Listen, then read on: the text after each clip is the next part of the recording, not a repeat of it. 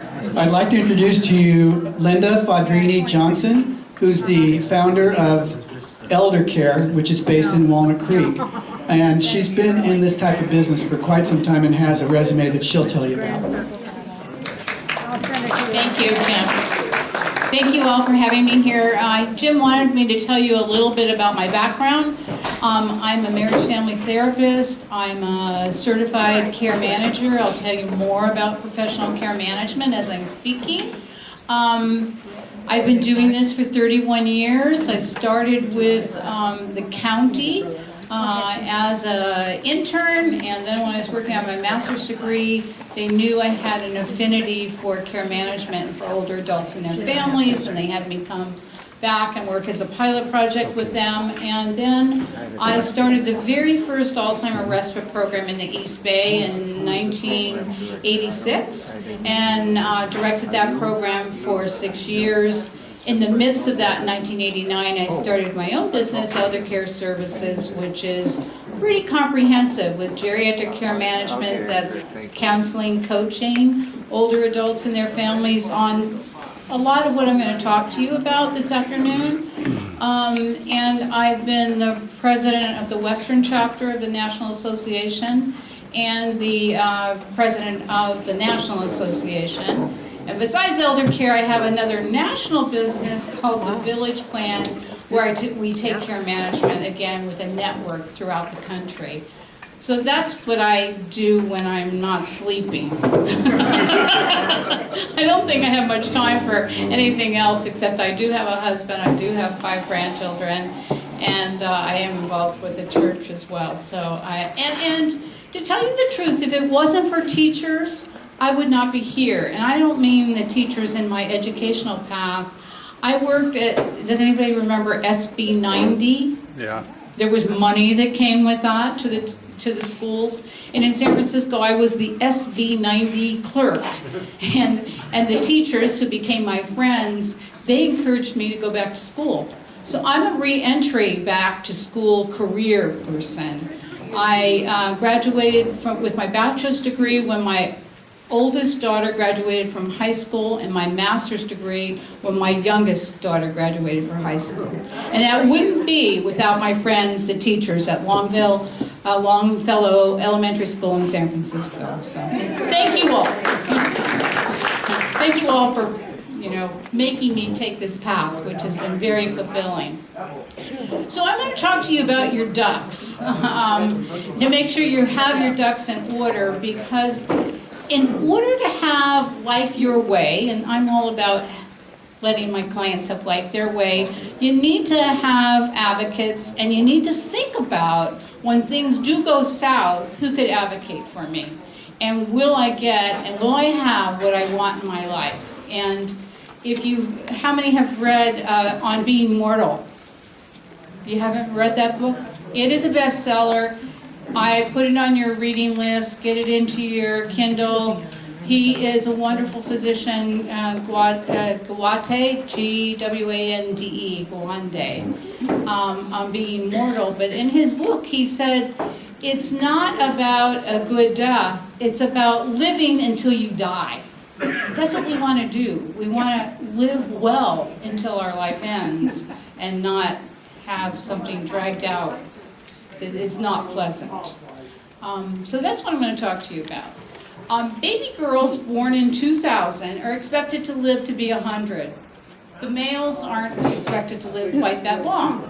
But they're getting closer. When I started my practice in 1989, I had very few couples that we worked with.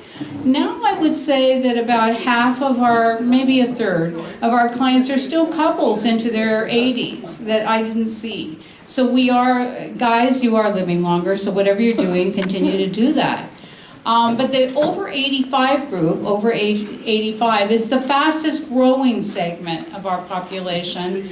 And as you know, as we age, some of our body parts don't serve us quite as well as they did when we were 55. And so we need to do something about that, and I am going to talk to you about that. So we're born, we live, but we don't just die. And it's that point from not being totally independent to the time that we leave this life, that I want you to have your ducks in order so you can have it your way. And so I say that the journey, this longer journey, has interdependency. I don't like the term I am independent or I am dependent. I think if we all think about, we all are interdependent anyway. Somebody grew that food that somebody purchased, that somebody cooked.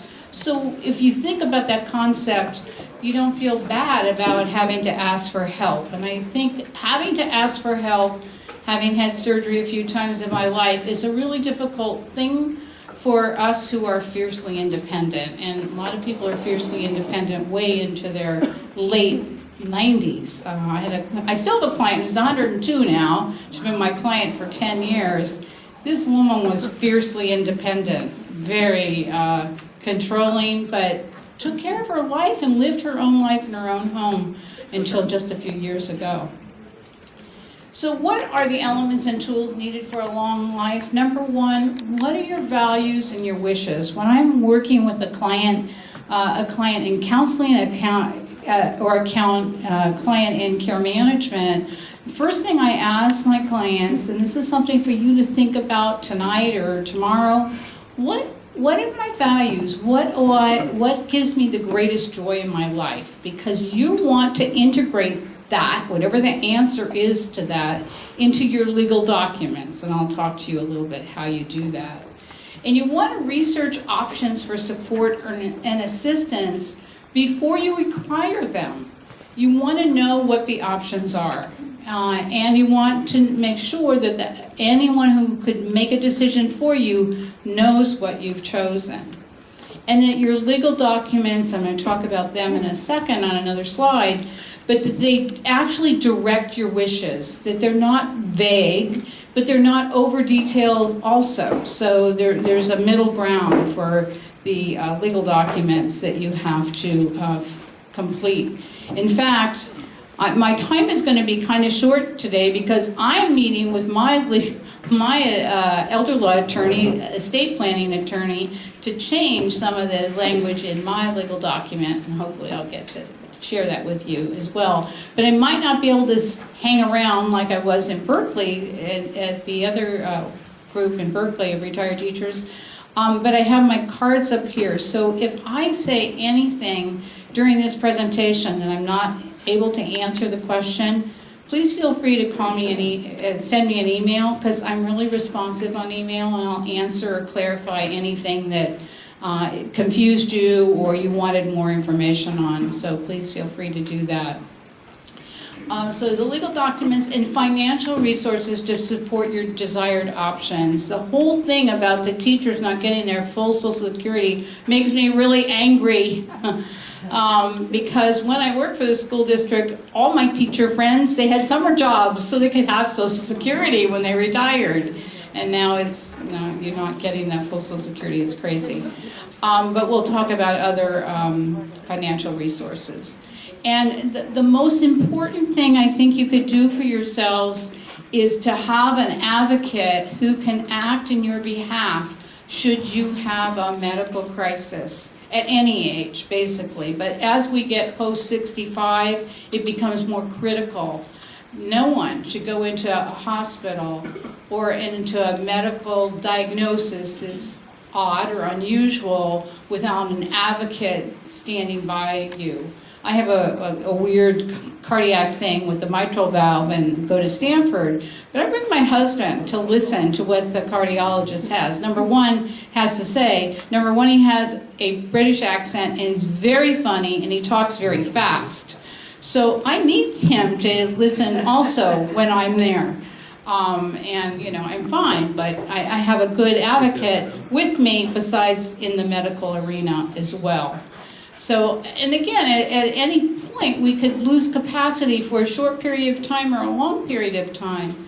It just happened during this journey we call aging. And I guess the other scary fact, over the age of 85, 50% of the people over the age of 85 develop an organic dementia, like Alzheimer's disease. And another scary statistic, if 1 out of 3 seniors who die over the age of 65 has a diagnosis of dementia. So again, we need that advocate, and we need to tell somebody. My family knows that if I get dementia, I want a large fence around my backyard, so I'm not going to climb over any fence anyway, but I want that I can't escape. So you can let me wander in that backyard, give me my animals, and raise vegetable gardens, and let me play in the dirt. And I think I would be fine. But you know, I'm being a little silly and funny, but it's true. And there are other things too. I don't like any wrinkles in my sheets. And so my kids need to know these things because it makes me uncomfortable. I probably wouldn't sleep, and I wouldn't be able to tell people why I can't sleep because I need those tight sheets. But anyway, we need advocates for us. And I hope that if you don't have one, you find one. And if you do have one, you think about what makes your life important to you and gives value to your life. Maybe you can't go boating anymore, but you'd like to go and watch boats. Or maybe you can't play golf, but you'd like to go to a golf tournament. Or maybe you can't play music anymore, but you can go to concerts. So you want to integrate that into your life. So see, here's some common changes and options in longer lives. I don't know if it's an option to lose our sensory losses. Like our vision starts to go around age 40. For most of us, we need readers.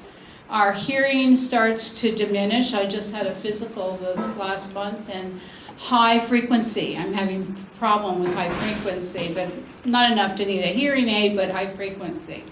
And you have sensory losses that happen too, the inability to hold tight on something or hold too tight onto something. Or people that have either Parkinson's or arthritis have reduced sensation in touch, and they can touch something hot too long and burn themselves because they don't get the message from their skin to their brain quick enough. So to be aware of those things as we age. And reduced stamina and strength happens as we age, and that's the other little square across from that say stay fit, exercise daily, and eat well. If there's anything you can do for yourself in the realm of exercise is work on balance. You want to work on strength and cardio, but as we get older, falls, a major fall can change your life for the rest of your life. So the stronger you can keep your body, the better you will be and the healthier you will age. And be able to fall and bounce back and not fall and have a disability that makes you really dependent on others. So again, exercise is important. And exercise daily, if possible, for 30 minutes. And if you can get aerobic, that's perfect. But have some strength training in your exercise program. Memory loss, I told you about. That 50% of those of us over the age of 85 will have an organic dementia. There is no treatment yet for dementia. There is no way to treat it. There's some medications that help with functioning, like Aricept and Namenda, but they don't stop the progression of that illness. And if you suspect memory loss in a friend or even yourself, getting diagnosed sooner, because you can use these drugs that help with function, is a good thing to do. And then you could participate in your own choices and your own design for your longer life, like my garden and my tall fences and my sheets without wrinkles. There's a lot of new technology that can help us with independence and also with safety. If you live alone, there's sometimes a fear that my mom lived in San Francisco. She lived alone. I did get her a emergency response bracelet, and she used it often. She made her way to the hospital whenever she could. And for real reasons. She wasn't overly using it, but she had some cardiac issues and would have trouble breathing, and she'd be whisked off to the hospital and come back. But thank goodness it allowed her to stay in her own home for a long period of time, until she was 89, actually. And there's sensory, what do we want to call them? Alarms that you can put throughout the house. A lot of adult children of aging parents at a distance want to make sure they know that their parent got out every day or the parent went into the refrigerator every day. When my mother-in-law lived in Pennsylvania alone, she and a neighbor did something with their blinds in the kitchen to let each other know that they were fine. They pulled them up or down by a certain time, and that was their emergency response system. When my mother-in-law didn't pull the blinds up, the neighbor called my brother-in-law in Pennsylvania. He's an orthopedic surgeon there. Sure enough, my mother-in-law had fallen in the bathroom the night before, and she laid on the floor because her emergency response button was on her bedside table and not on her wrist. So you can have these gadgets, but you have to use them. So there's a lot of technology that help us stay independent, and there's a lot of new treatments for a lot of illnesses that we didn't have 5-10 years ago.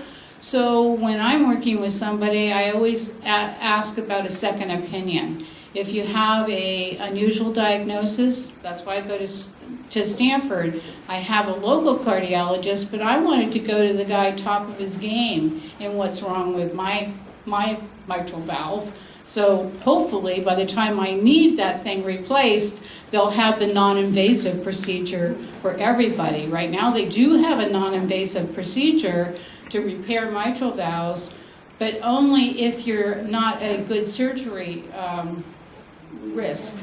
If you're a risk for surgery, then you can have it. I'm what they considered healthy. I have no symptoms. I just have the mitral valve that doesn't work that well. But it doesn't cause me any problems, so they won't do the simple procedure. Now, after 10 years, the FDA doesn't allow that. Join groups that promote wellness. Actually, you didn't join this group, the Retired Teachers Association, to promote wellness, but your socialization, by socializing, you're increasing your mortality by 48%. People who don't socialize actually increase their mortality. They die sooner than those who do. So that is a huge contribution to wellness, to stay socially engaged. Learn something new. I know I'm talking to teachers. I'm hoping that you still do that, but stay engaged. Find something new to learn. Be curious. Just stay connected and challenge your brain. Again, that would be learning a different language, picking up music. I don't know if I could ever. I can't sing, but maybe I could be taught to sing. I haven't tried that one yet. But stretch your brain. There are word games like Lumosity. I don't know if you play that. It can be addictive. Not just word games. There are math games and strategy games on that too.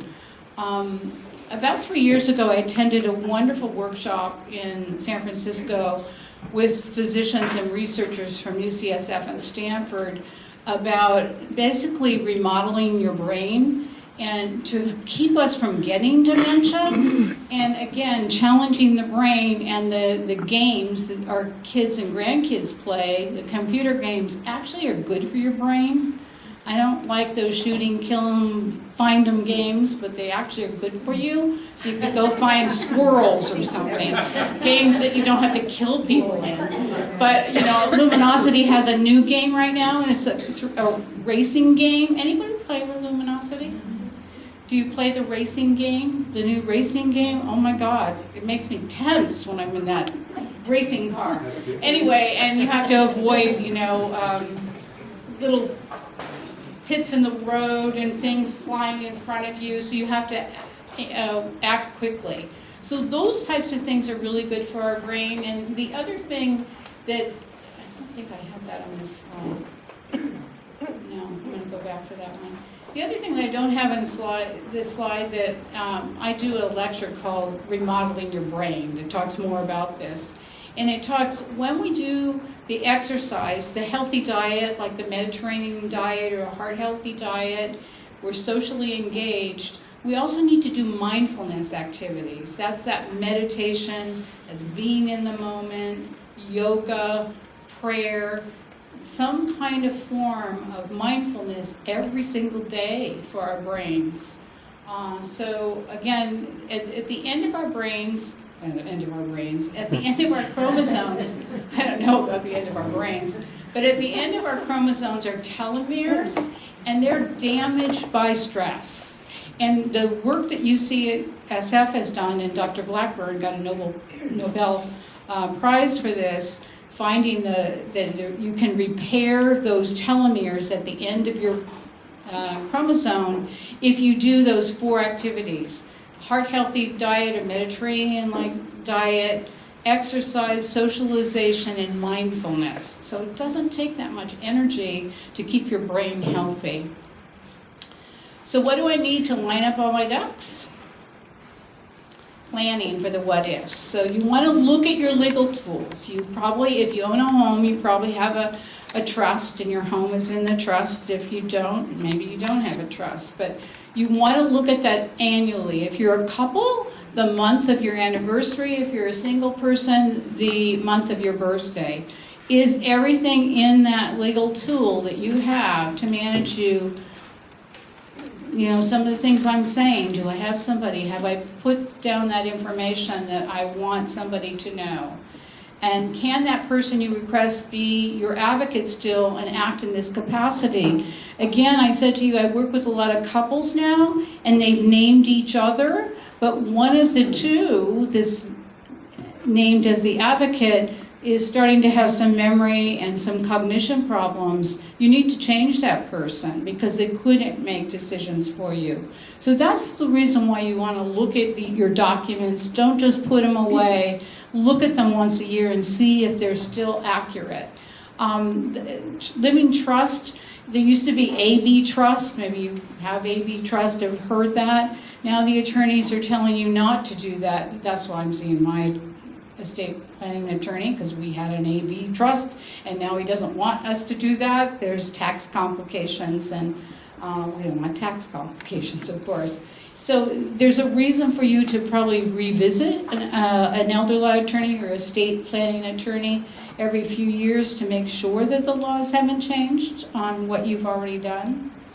Do you know a professional who can help you with major decisions? And a certified care manager, that's what I am, and I belong to this national association that recently changed their name to the Aging Life Care Professional. It used to be called the National Association of Geriatric Care Managers. Who wants to be called geriatric? None of us. Anyway, so they dropped that word, and we won't be hearing that word much in the future. And they're aging life care professionals who can help people make a plan for a long life and look at who their advocates are and what their wishes are. So you want to enjoy life knowing that you've dotted the I's and crossed the T's, and it really is in your legal documents that you do that. And these are the documents that you really need. The Advanced Healthcare Directive, I would guess everybody in this room has one. You're a well-educated group of people, you have one, but have you looked at it lately, and is it really explicit about your wishes in a medical crisis? The ones that attorneys draw up, I can't do that for you. I can give you an Advanced Healthcare Directive, but I can't draw up a customized one. I happen to have a customized one because, of course, I lecture. I'm also, I have a quirkiness about me. We all have these little quirkinesses about our personalities. The first time I went to see the elder law attorney with my husband, I said, in my Advanced Healthcare Directive, I want you to write down that I want to be dead for 3 days before you cremate my body. And my husband almost fell off the chair. He says, what? I said, I want to make sure my spirit gets out. And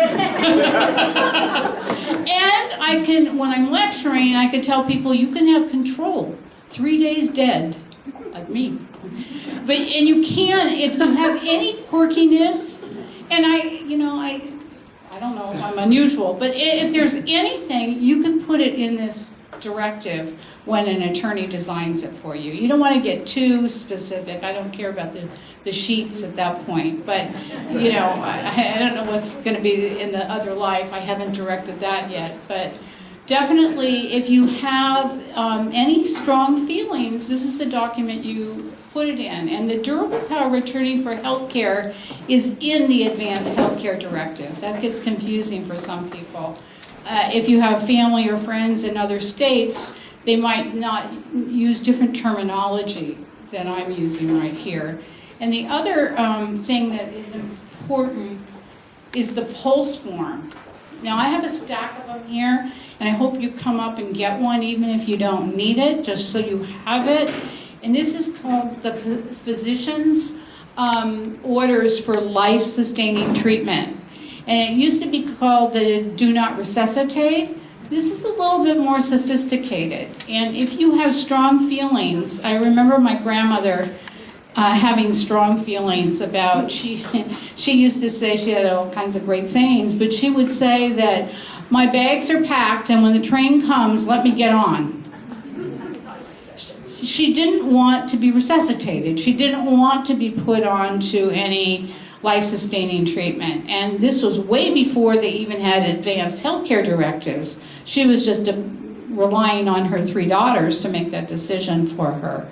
So the pulse form lets you say, I want every treatment possible. And I had a client that lived down here many years ago, and she was my client for probably 5 years ago. For 5 years, she had advanced Parkinson's disease. She had 2 kids who were doctors, and she wanted everything. And all of her documents, she wanted all treatment possible. That was her value and her wish, and we all have a right to that. But you need it in writing. You need it on this document, as well as, I don't want anything, or I want something in between. And there's a middle choice for that too. So I say that I don't have that completed for myself now at this point in my life, but I might. Maybe I would fill it out before I had that mitral valve fixed, just in case something happened more critical and somebody needed to make a decision for me. They would know what my wishes are. So the pulse form is an important document also because the EMT, when you call 911, they will not look at your advanced healthcare directive. They will not look at that at all. The only thing they look at when those EMT get to your house after you call 911, this is the only thing that will stop them from resuscitating you. They will resuscitate you and they will break your ribs, because that's what happens. It's kind of painful. So if you feel really strong, you need the pulse form. And again, as I said, I have a huge stack of them up here, and I serve on the California Medical Association's Pulse Committee, and now it's called Death with Dignity? What do they call that? Yeah, I think they do, Death with Dignity, and as they lecture throughout California. Financial decision documents, also you can have a durable power of attorney for finance that's short term. When you buy a car, the car dealer has you sign a little power of attorney for one purpose, just to transfer it at the DMV. But a durable power of attorney that gains access to your financial documents, that could be a very scary document in the wrong hands. So you want to be very careful about who you give those powers to, because I did a lecture in San Francisco and there was a police detective in my audience, and it was a Rotary Club, and he said in San Francisco he's seen people get swindled out of title to their home about once a month or more by giving durable power of attorney to somebody. So that's how powerful that document can be. So you can have a springing durable power of attorney, and a lot of attorneys don't like this, but I kind of like it for people I've worked with, that says 2 doctors have to say that I don't have capacity before my daughter, my son, my financial advisor, whoever it is that you've named to make those decisions for you. And that's where the most elder abuse happens, when people give that power away without thinking it through. But we all need somebody to make those decisions for us. Should I have a stroke or be hit by a truck, who's going to pay all my bills and take care of my finances for me? Somebody needs to do that. Living trust, definitely, I think, especially if we have a property, we need to have a living trust. And the other thing I've seen in my practice is a lot of times people have a living trust, but they never transferred their property into it. So again, make sure the title of your property is in the name of your trust. Insurance, again, insurance can be used. Sometimes you can take a loan out of your insurance, life insurance, to pay for care if you have a really good life insurance policy. Long-term care insurance definitely can. Many teachers, retired teachers that I've worked with in the past had good long-term care insurance policies. Use them. Don't save them for that rainy day. When you need them, use them. Conservatorship of an estate. If you or a family member loses capacity and you haven't done legal planning and you haven't named somebody to make a decision for you, then you have to go to the courts and get a conservatorship. In other states, it's called a guardianship. California, we call it a conservatorship. The conservatorship costs a whole lot of money. It probably costs $10,000 to $12,000 in legal costs to get it done. And sometimes there's no option. I work with families that their adult children have come to me about dad or mom who's living alone, and now they really don't have the capacity and no legal planning's been done. There's only one option for them, conservatorship, to take over the financials of that individual. Reverse mortgage, again, before you decide on a reverse mortgage, which could be a good option for extra income to pay for care. I would use it more to pay for care than to travel, because you don't know what you're going to need in the future, because care can be expensive. A reverse mortgage, before you make that step, consult a financial planner. If you're working with one, consult your attorney to make sure it's the right step for you. When the home is not safe and others need to make decisions, that's when there's a dementia issue. And like Alzheimer's, Parkinson's, even MS, anything that you know that you might lose capacity, you want to start planning now. You want to let your advocate know what you want, and you want to be specific about that as possible. I would like to stay in my own home. I would like to not have to move, even though there's lots of options. I talk to peers of mine, and you probably do too, that say, I'm tired of managing this big home and backyard. I want to live in a retirement community that does it all for me. And that there are wonderful options now for us in the retirement communities that weren't there for our parents. But you want to make sure your advocate knows that you're comfortable with it, and you like Happy Hills, or you like, some other place that you've looked at, that would be the place you would like to move should you need kind of care. And again, if you're wanting to work with a care manager, a lot of home care agencies might say that they offer free care management. A care manager charges just like a therapist, an hourly fee, and they're not free. So the ones that are free aren't skilled to give you advice and counsel. So make sure you're working with somebody, and I'll tell you how you can get in touch with that. What are your options in senior housing? Your home with support options, care management, village plans. Anybody, do we have any villages down here? Probably not. There are a couple in Alameda County and Berkeley. There's Ashby Village, there's now La Marinda Village, Walnut Creek is working on a village, and Clayton is working on a village where seniors come together and provide kind of support. They end up hiring one person to manage all of them. It costs like $50 a month, and they have volunteers that help people stay independent. It's a wonderful movement, started in Boston about 15 years ago, sweeping the country actually. There's probably 200 or 300 villages in planning stages. So it's something to think about in your own community. There's community services and technology to help you stay in your own home, from Meals on Wheels to friendly visitors to home repair. And then there's in-home care that if you're low income, Medi-Cal will pay for it. If you're in the middle of income, you pay for it yourself, and if you have long-term care insurance, it should pay for in-home care, temporary or for a long period. There is independent senior housing where there is no support. It's just maybe maintenance is taken care of, or there might be some congregate meals or activities. Then life care communities, there's a new one that opened in Pleasanton, I think, where you buy in. It's a large buy-in. You could pay anywhere from $200,000 to $500,000 in some of the ones in San Francisco that have the beautiful views. And it gives you care all 3 levels. A lot of clients I've worked with that are single, never married, no children, they like to choose this. And a lot of couples choose it too because everything's taken care of. Whatever level of care they need is all there. Then assisted living, you know, they're opening everywhere.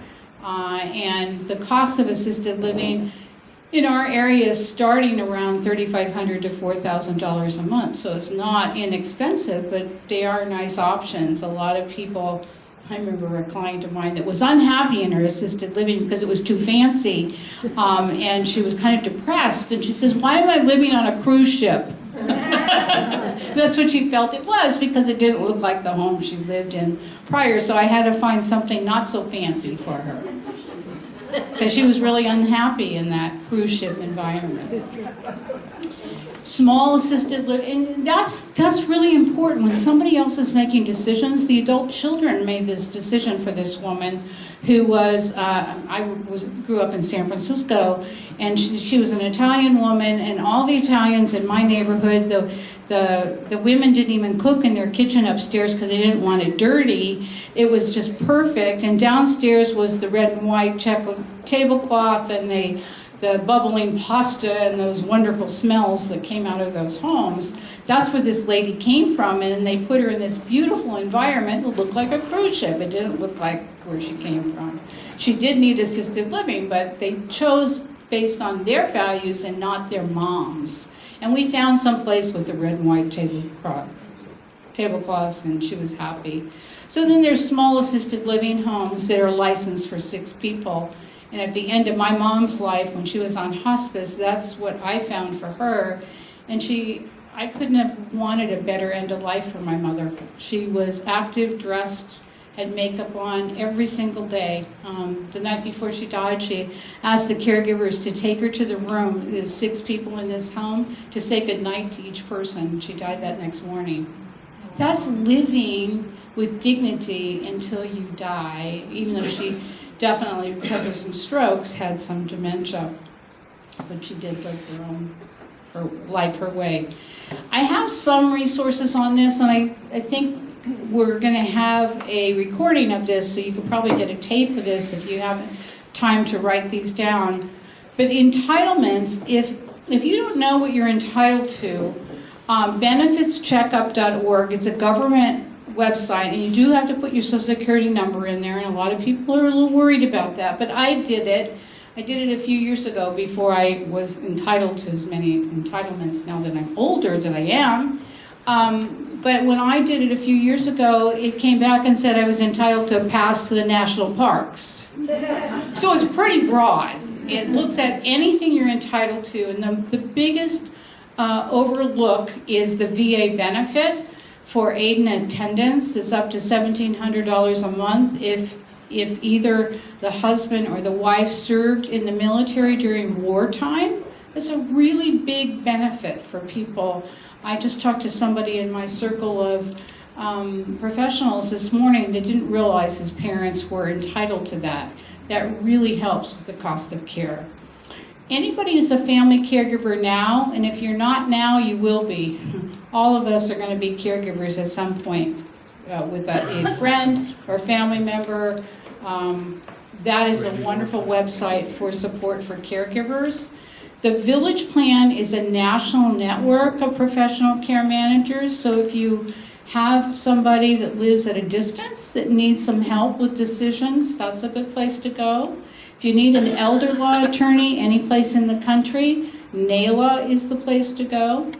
The Area Agency on Aging, That number works every place in California, in San Diego, in Ukiah, in San Francisco, in Alameda County. You dial that number and you get your county, same number, you end up with your county office on aging, and they'll help you find many of the resources that I'm talking about this afternoon. And that's Eldercare Services, or Eldercare Answers is my website at Eldercare, and we do a really good newsletter. There's some newsletters over here. We didn't bring enough for everybody because not everybody likes to gather paper.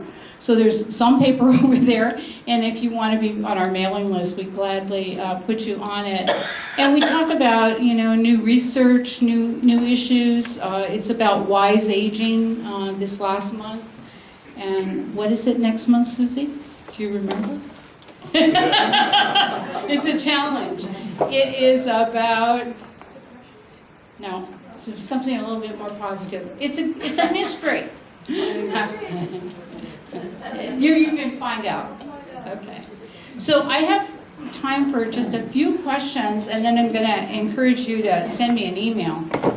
Do you have a copy of this, the resources? The resources, Susie? What can we do to get a copy? Call the office? You can call my office, or we could email it to somebody, anybody here. You have an email distribution? Is it possible to get this material and I can put it on our website? Sure. Susie will get it to you. Yeah. You can put it on your website. That's fine. That's great. Thank you. This was high speed going through this information. Other questions? No questions? You all have your ducks in order? And your adult children know exactly how you want your sheets? What you want to wear to bed? Where you want to live if you need help? Yeah, those are really important conversations to have. I'm doing a talk tomorrow at Chevron about the elephant in the room, how to have difficult conversations that we all need to have. It's basically talking about these things with adult children and other people in your family. But you need to do it if you want to have life your way. So I hope this is helpful.